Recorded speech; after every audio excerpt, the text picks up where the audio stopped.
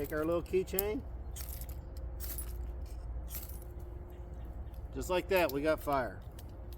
All right, so we got a rolling boil with the tall, skinny one, but that's just because it's dead center of the fire.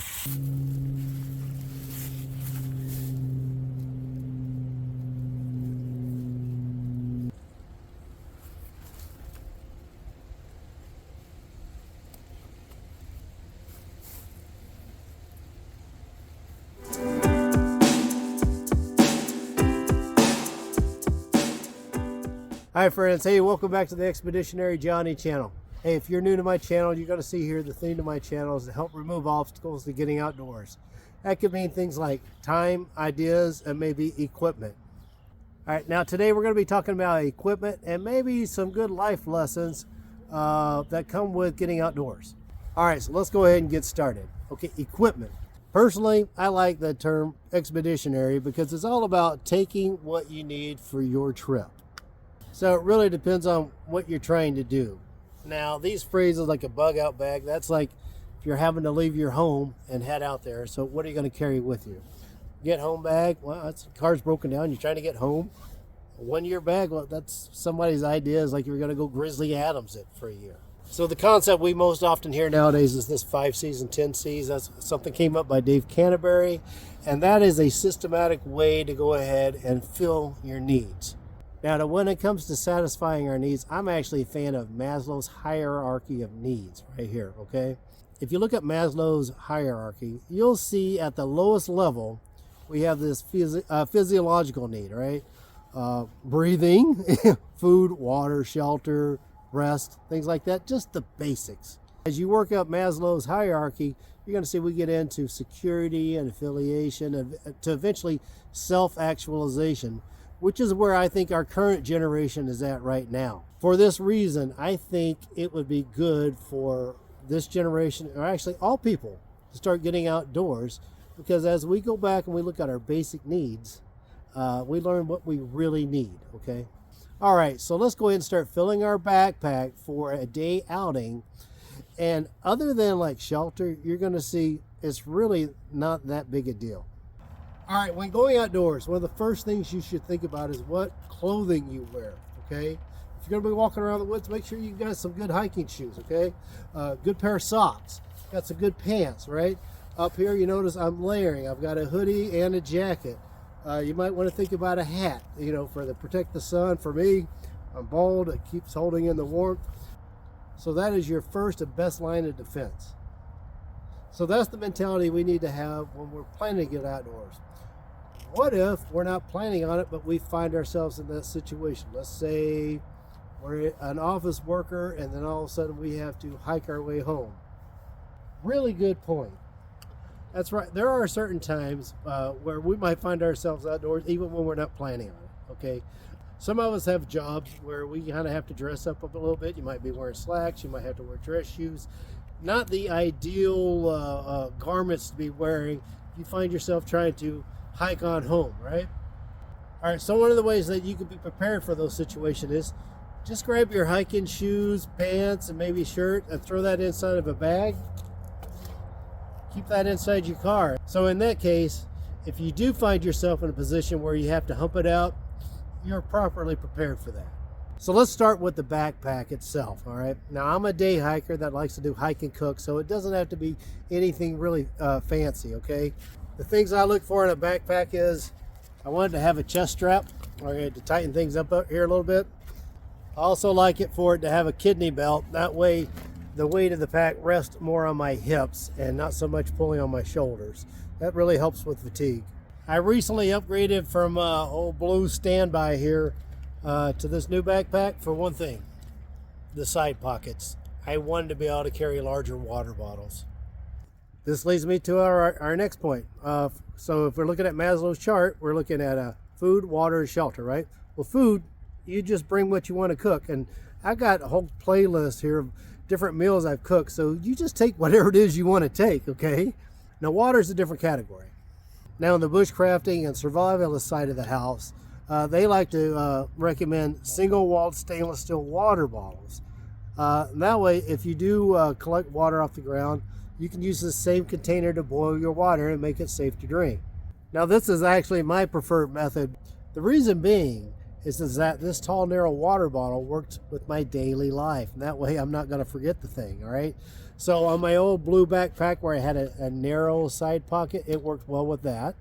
And it also fits into the car console. So I can take that with me. I can go up, when I'm at the gym, I can just go up to the water fountains and refill that bad boy.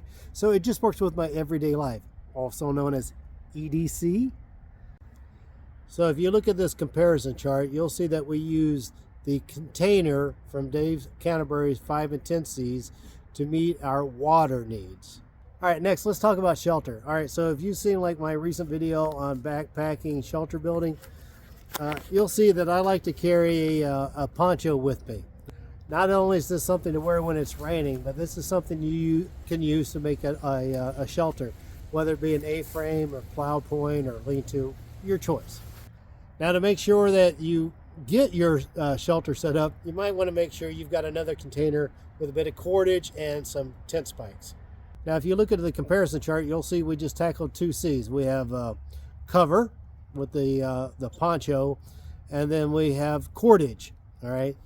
So you might recall I said that other than shelter, everything else comes together really quickly based on what it is you're wanting to accomplish. All right, so when it comes to sheltering and then sleeping, thank you, Maslow, you need to think about getting under something, on something, and then in something, okay? So we've got the under something taken care of with the poncho. The in something can be rather problematic because it can take up a lot of space in your backpack and people just aren't willing to carry that, okay? But once again, it looks like Dave Canterbury's come up with the solution for the problem, okay? He created this bivvy, which is basically a Mylar sleeping bag. Next, let's talk a little bit about fire, okay? This kind of overlaps between food, water, and shelter, all right? Because you might need fire to boil water, you might need fire to cook your food, and you might need fire to keep your shelter warm, okay? So it's very critical, okay? So when it comes to fire for backpacking camping trips, it's really not a big deal, okay? I would recommend a lighter. As a matter of fact, I'd say it's such a small ass, I would say carry 2 lighters and then go right in your pockets. Now, as a bit of a redundancy, you might consider carrying a keychain sized ferro rod. See, right, goes there on my keychain. And you can create a really hot spark with like a farmer Swiss Army knife. I made many a fire with that. And again, these go right into my pocket. Now, as a source of fuel, you might consider bringing out a little Ziploc bag of Vaseline soaked cotton balls. Again, not much of an ass to bring out in a backpack. All right, so if you look at our comparison chart here, now you'll see that we've just covered 2 more C's. We have the combustion and cutting tool. All right, so now that we've already talked a little bit about food, water, sheltering, staying the night, what about if you have to do a little bit of self-rescue, all right? You might have to do a little bit of navigating, right? So that's where a compass comes in handy. So if you watch my recent video on solar navigation, you'll know that this is a fun exercise, but probably not the most practical way about doing things.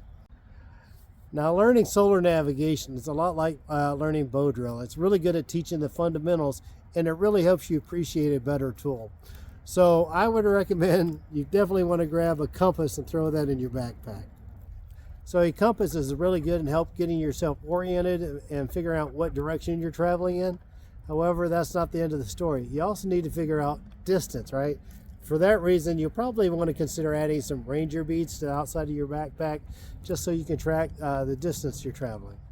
Now, another item that will help complement your navigation kit would be a couple of bright orange bandanas. What if you're searching around the area for water or other resources? Well, if you hang this bandana up, once again, you're going to keep yourself oriented. Now, if you want to go a little bit further out, why, you take a second bandana, you hang that up into another tree, you've left yourself kind of like a breadcrumb trail, okay?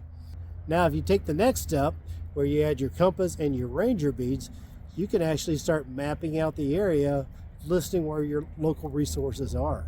All right, so let's talk about light or candling devices as it is referred to on the 5 and 10C chart. All right, so if you go out on a day hike and you find yourself in a situation where you have to do a little uncomfortable camping for the night, you probably want some source of light with you other than the fire. That's an easy problem to address, okay? Again, the answer is in our own pockets. Go out to Amazon, you can order these little flashlights here.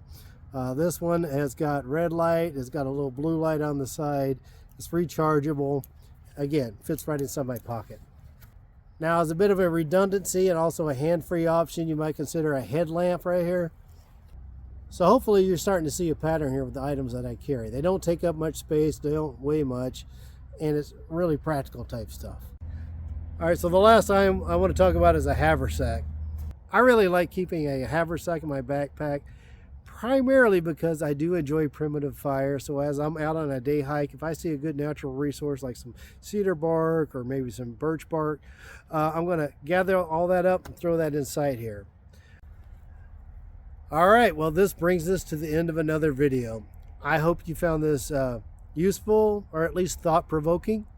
And please share your thoughts, whether positive or negative. You know, if you disagree with my choices or you think you have a better option, go ahead and please provide comments. If you're a content creator, please make your own video. Hey, the more we share, the more we learn from each other, the better our outdoor experiences are going to be. All right, with that being said, hey, appreciate you guys viewing, and take care and have a good week.